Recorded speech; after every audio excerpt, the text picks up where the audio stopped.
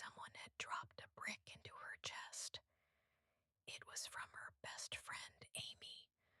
They had been inseparable since high school, until lately. Too many unanswered calls, too many rain checks.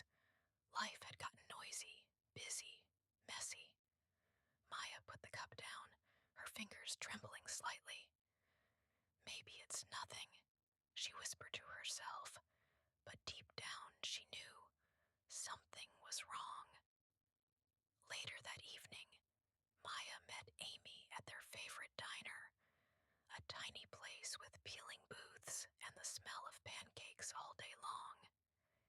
Amy was already there, stirring a glass of water with her straw. She looked up when Maya walked in, her face serious, almost guarded. "Hey," Maya said, sliding into the booth. "Hey." Amy's voice was small. There was a long silence between them, not the good kind. Amy finally spoke. "I feel like I don't even know you anymore." Maya blinked. "What? Of course you do." "No," Amy said, voice cracking. "You're always busy. You cancel. You say you'll call back and you don't." Maya opened her mouth to defend herself. Work had been insane. Her family needed her. She had so much going on, but the words caught because it was true. Somewhere along the way, Maya had started living on autopilot, always rushing, always chasing, never really there. And now, it was costing her the people she loved. The conversation ended with promises to do better, but something inside Maya had cracked open. Walking home, the night air cool against her skin, she thought about all the ways she'd been slipping away from herself. It wasn't just Amy. She hadn't painted in months, even though painting used to light her up inside. She hadn't read a book, really read one, since Christmas. She barely remembered the last time she went for a walk just because she wanted to. She felt like a stranger in her own life. "What am I even doing?" she whispered into the dark.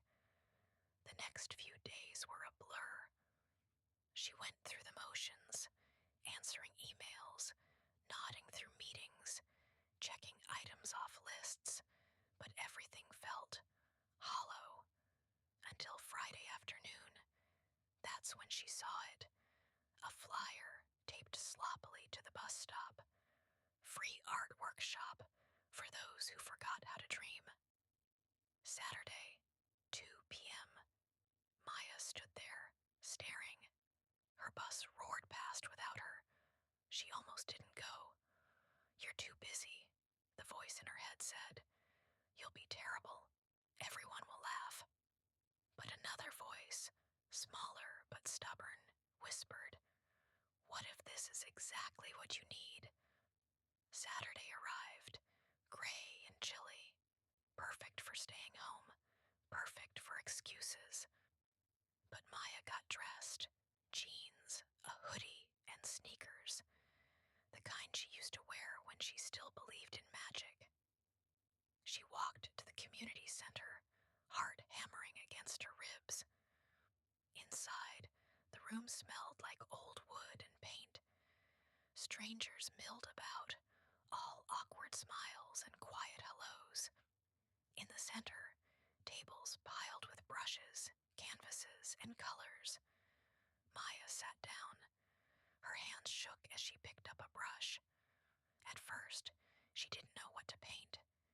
She dipped the brush into blue paint, soft, calming blue, and just started moving.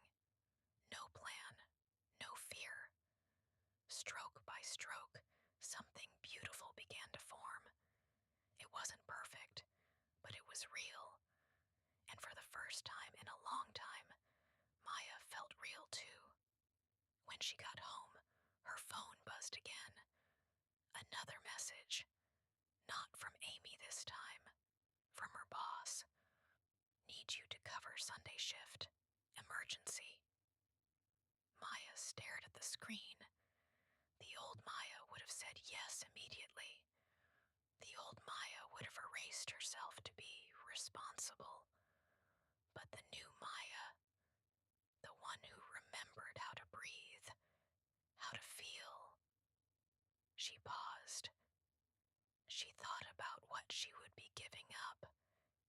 She thought about the canvas still drying in her living room and how she had smiled, really smiled, while painting it. She typed back slowly, "I'm sorry, I have plans." And she pressed send. It was a small thing, a text, a choice. But sometimes, the small things are the ones that change everything. That night, Maya slept with the window open, letting the cool breeze wash over her. She dreamed of wide skies, of oceans, of colors without names. When she woke up, she wasn't a stranger anymore. She was Maya again, and she was just getting started. Thank you for watching. Please like, subscribe,